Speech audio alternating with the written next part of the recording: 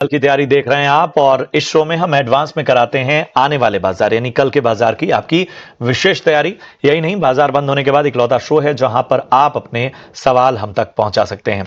करना कुछ नहीं है, यूट्यूब पर जाइए और अपने सवाल। और आज आपकी विशेष तैयारी कराने के लिए हमारे साथ दो खास मेहमान हैं। हमारे साथ अमरदेव सिंह साहब हैं, वाइस प्रेसिडेंट एंजल वन से, और शर्मिला जोशी .com से शर्मिला जोशी जी भी हमारे साथ इस चर्चा में शामिल हो रही हैं। आप दोनों का बहुत बहुत स्वागत। मैं आपके पास आऊंगा दर्शकों के सवालों के साथ, लेकिन बाजार का एक चेक ले लेते हैं। लगभग 87 अंकों की गिरावट निफ्टी में 25,500 के पास कहीं ना कहीं आज क्लोजिंग हुई है निचले स्तरों पर। बैंक निफ्टी 250 अंक गिरा, 57,550 के पास क्लोजिंग हुई बैंक निफ्टी की। एडवांस डिक्लाइन रेशियो बताता है कि माहौल बिल्कुल खराब था। 677 शेयर ऐसे थे जो कि हरे निशान में बंद हुए और 2209 शेयर ऐसे थे जो कि लाल निशान में बंद होते हुए नजर आए। तो चलिए बाजार पर जरा सबसे पहले एक राय लेते हैं। और अमर जी, मैं आपके पास आऊंगा। बहुत ही कह सकते हैं ऐसा दिन जहां पर पूरी तरह से बाजार धराशायी होते नजर आए और एक तरह से कहीं से भी मोमेंटम नजर नहीं आ रहा था। साफ तौर पे जहां पर कुछ एक्शन था वो नतीजों के दम पे था और नहीं तो न्यूज फ्लो की वजह से था। हमें बताइए, ऐसे बाजार में जो लोग कल उतरे वो निफ्टी और बैंक निफ्टी में किन लेवल्स का ध्यान रखें?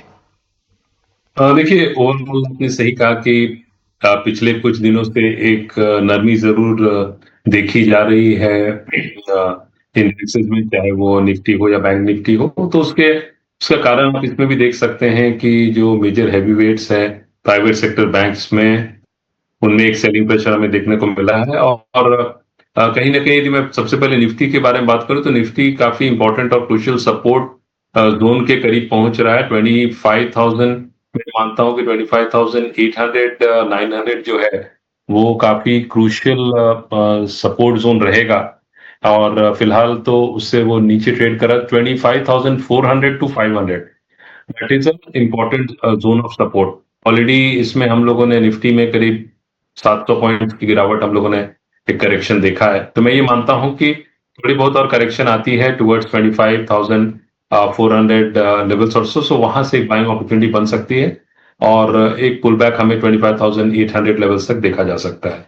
यदि मैं बैंक निफ्टी के बारे में बात करूं तो बैंक निफ्टी में हालांकि वैसी करेक्शन हमें नहीं देखने को मिली है जैसी हमें निफ्टी में देखने को मिला है। तो बैंक निफ्टी में हालांकि नीचे का जो क्रूशियल सपोर्ट जोन है जहां से बैंक निफ्टी में हम एक पुल बैक देख सकते हैं, that is somewhere on the 57,200 200 to 300, जो मतलब दो तीन सौ पॉइंट नीचे काफी स्ट्रॉन्ग सपोर्ट रहेगा। बैंक निफ्टी को वहां से पुल बैक एक्सपेक्ट कर सकते हैं। और अपसाइड में ये जरूर है कि 58,000 58,200 लेवल्स है, वहां एक रेजिस्टेंस, मतलब मोर और लेस ये क्लियर है कि जो मेजर इंडाइसेस हैं उनमें हमें एक साइडवेज या कंसोलिडेशन देखने को मिल सकता है और लोअर लेवल्स पे एक बाइंग इंटरेस्ट भी देखने को मिल सकती है। चलिए, तो ये है राय आपको निफ्टी और बैंक निफ्टी पर मिलती हुई। अब सवालों का सिलसिला शुरू करते हैं। साजिद हुसैन का सवाल सबसे पहले लेते हैं और शर्मिला जी, मैं आपके पास आऊंगा इस सवाल के साथ। पटेल इंजीनियरिंग इन्होंने खरीदारी की हुई है, 60 रुपए के भाव पे इनकी खरीदारी है और फिलहाल इनको नुकसान हो रहा है। लॉन्ग टर्म का नजरिया लेकर चल रहे हैं, बताएं। और मेरे हिसाब से उनको बने रहना चाहिए क्योंकि ओवरऑल ये एक ऐसा सेक्टर है जो मुझे काफी पसंद है और वैल्यूएशन भी अभी के समय ठीक लग रहे हैं। तो yes, I am not very positive on the stock, लेकिन मुझे लगता है ये एक गलत लेवल होगा बेचने का, तो थोड़ा इंतजार करें। और मेरे हिसाब से एक इस लेवल से एक 10-1 रुपया अगर उनको ऊपर प्राइस मिलता है तब एग्जिट करने का सोचें। ठीक है, थोड़ा सा धैर्य दिखाइए और यहां से कोई उछाल मिलता है, वो चाहे 10 रुपए तक का ही क्यों ना हो, वहां पर एग्जिट के मौके खोजिए। सुभाष नाहर का सवाल लेते हैं अगले दर्शक हमारे, और मैक्स हेल्थ केयर पे राय जानना चाहते हैं। 1200 जो है भाव पे इन्होंने खरीदारी की है और इनको 96,980, लगभग 1 लाख के आसपास नुकसान इनको होता हुआ मैक्स हेल्थ केयर में। बताइए अमर, क्या करना चाहिए? शॉर्ट टर्म का व्यू लेकर चल रहे हैं। मैक्स हेल्थ केयर में 1200 रुपए पे खरीदारी इनकी है। देखिए, मैक्स हेल्थ केयर के बारे में बात करूं तो मैक्स हेल्थ केयर में एक हम लोगों ने रिसेंट रैली एक देखी थी फ्रॉम ऑलमोस्ट 1060 लेवल से टुवर्ड्स 1200 एंड 1215 1220 लेवल्स। उसके बाद फिर वापस वो, लेकिन वो रैली सस्टेन किसी न किसी तरीके से वो रैली सस्टेन नहीं कर पाया और वहां से फिर हमें एक सेलिंग प्रेशर देखने को मिल रही है। तो मैं ये मानता हूं कि फिलहाल ये अभी 1125 के आसपास ट्रेड करता हुआ दिख रहा है और इसमें कोई भी रैली जो है वो 1160 1165 के ऊपर सस्टेन करेगा तभी कोई रैली एक्सपेक्ट कर सकते हैं। बट यदि आप मुझसे टेक्निकली पूछेंगे from a medium term perspective तो एक कंसोलिडेशन में है, मतलब इन्हें एग्जिट अपॉर्चुनिटी मिल सकती है प्रोवाइडेड जो रीसेंट लो है 1060 का वो नहीं टूटे। तो ये पोजीशन में बने रह सकते हैं, पर इन्हें मौका मिले तो जरूर निकलना चाहिए, बिकॉज जब तक ये 1215 1220 के ऊपर सस्टेन नहीं करेगा इसमें कोई मेजर रैली नहीं है। तो 1215 1220 ये जो लेवल्स हैं इसके ऊपर टिकता है तब जाके कुछ बेहतर ट्रेंड्स नजर आ सकते हैं, लेकिन फिलहाल बने रहिए, उछाल में निकलने का इंतजार कीजिए। बढ़ते आगे और अशोक कुमार सरकार का सवाल लेते हैं। कोलकाता से इन्होंने सवाल पूछा है, टाटा स्टील पर राय जानना चाहते हैं और इन्होंने 167 के लेवल पे खरीदारी की है और पूछ रहे हैं कि होल्ड करूं या प्रॉफिट बुक करूं। शर्मिला जी बताइए, टाटा स्टील 167 की बाइंग क्या करना चाहिए?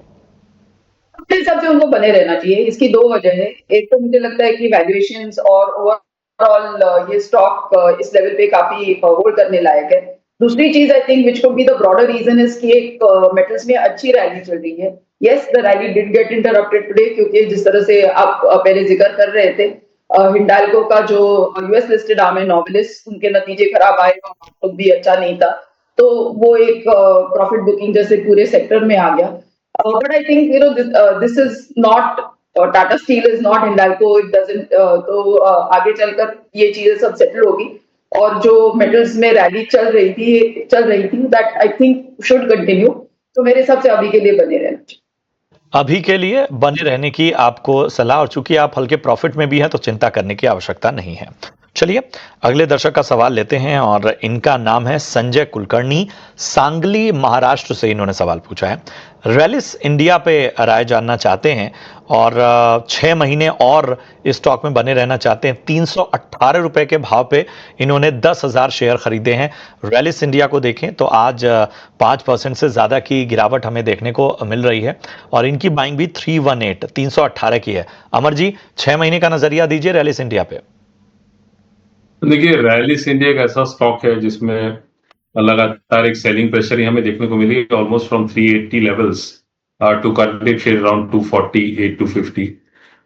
तो ये स्टॉक जो है अपने एक इम्पोर्टेंट जोन ऑफ सपोर्ट के आसपास फिलहाल पहुंचता हुआ दिख रहा है। 235 240 जो है वो काफी क्रूशियल सपोर्ट जोन है, तो मैं इस लेवल पे तो उन्हें एग्जिट करने की सलाह नहीं दूंगा।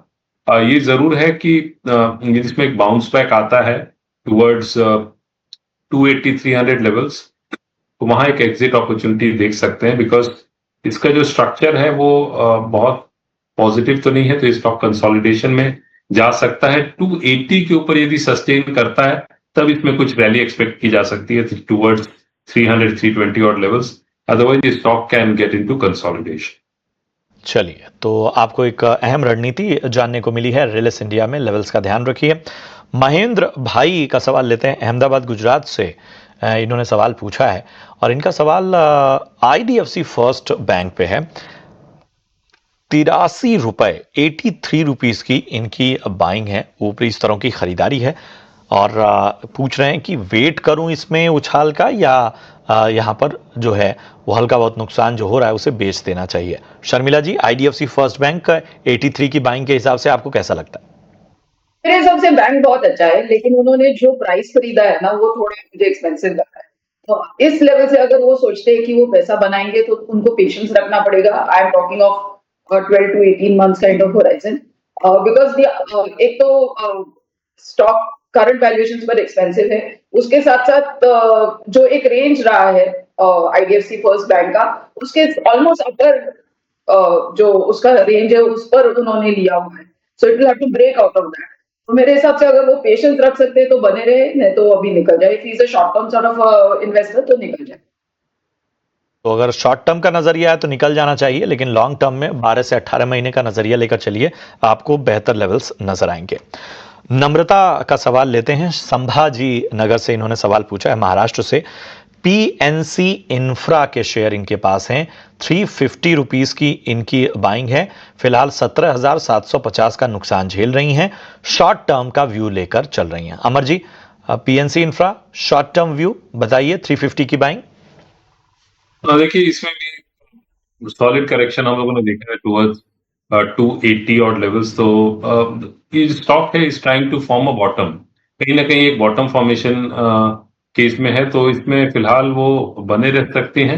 एक लेवल जो है इसमें इंपॉर्टेंट है, दैट इज 285 टू 90, बहुत ज्यादा दूर नहीं है करंट लेवल से, लेकिन 285 टू 90 के ऊपर ये सस्टेन करता है तो इसमें one can expect some upside towards 295, 300 levels, but higher levels में until unless there is some major fundamental change in the workings of the company, performance of the company, या फिर बहुत ज्यादा buying interest नहीं आती है, the stock could go in for consolidation.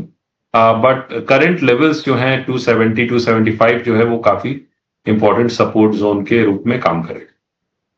तो ये आप याद रखिए, सपोर्ट लेवल जो हैं उनका आपको ध्यान रखना होगा। शादाब का सवाल लेते हैं बिहार से। 220 शेयर हैं इनके पास एबी फैशन के, और इन्होंने 95, आदित्य बिरला फैशन जो है वो 95 के रुपीस पर परचेज किया हुआ है। 7% से ज़्यादा की गिरावट आज देखने को मिली है। इनको जो है वो 3,722 रुपये का नुकसान फिलहाल हो रहा है, ज़्यादा नुकसान नहीं है। बताएं Sharmila ji, AB fashion, Aditya Birla fashion में क्या करना चाहिए 95 की बाइंग के हिसाब से? मुझे एक्चुअली ये स्टॉक बहुत पसंद है। ओवरऑल ये स्पेस ही काफी पसंद है, और उनके पास जिस तरह के लेबल्स है और जिस तरह के ट्रेंड्स निकल कर आ रहे हैं, I am very positive on this stock. लेकिन वही है जो कैविएट मैंने पहले भी कहा कि आपको थोड़ा पेशेंस रखना पड़ेगा और बने रहना पड़ेगा। But I would not think of exiting this stock. मुझे ये स्टॉक काफी पसंद है। तो धैर्य दिखाइए, बने रहिए, और आगे जो है वो और बेहतर ट्रेंड्स नजर आ सकते हैं। चलिए, इतने ही सवालों को हम शामिल कर पाएंगे, लेकिन यूट्यूब पर आप अपने सवाल